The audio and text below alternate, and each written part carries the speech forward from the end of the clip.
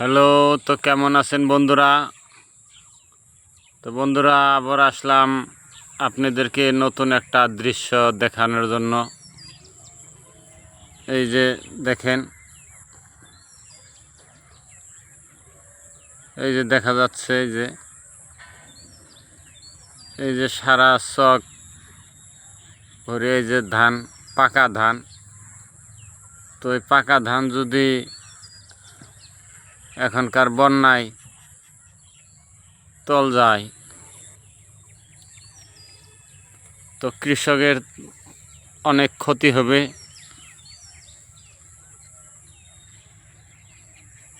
তো আপনারা সবাই দোয়া করবেন যাতে ধানগুলা সবাই কাইটা ঘরে তুলতে পারে।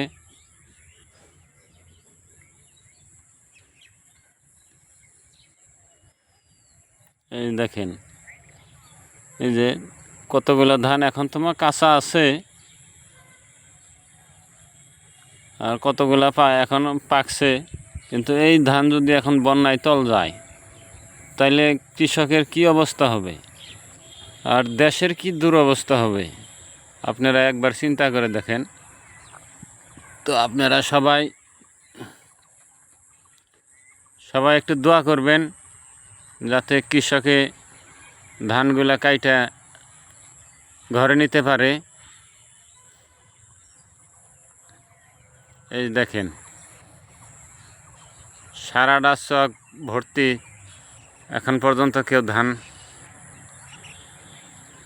বৃষ্টির জন্যে কাটতে পারে নাই।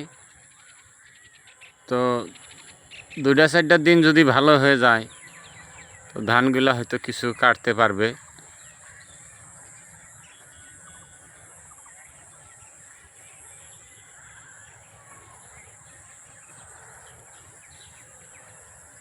এই যে দেখেন,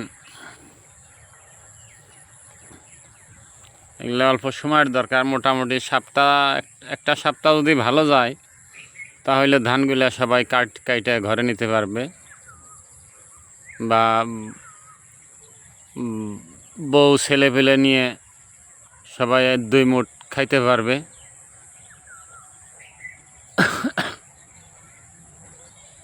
তো আপনারা তো বিশ্বাস করবেন না, ওই জন্য হয়তো আমিও এই ভিডিওটা কইরা আপনাদেরকে দেখাই দিলাম যে দেখেন, এই যে ধান দেখছেন, ধানগুলা হয়তো কিছুগুলা পাকছে, কিছুগুলা কাঁচা আছে। ইতিমধ্যে হয়তো কাটা কিছু শুরু হয়ে গেছে। ওই যে দেখা যাচ্ছে, ওই যে কৃষকের ধান কাটা আরম্ভ হয়েছে।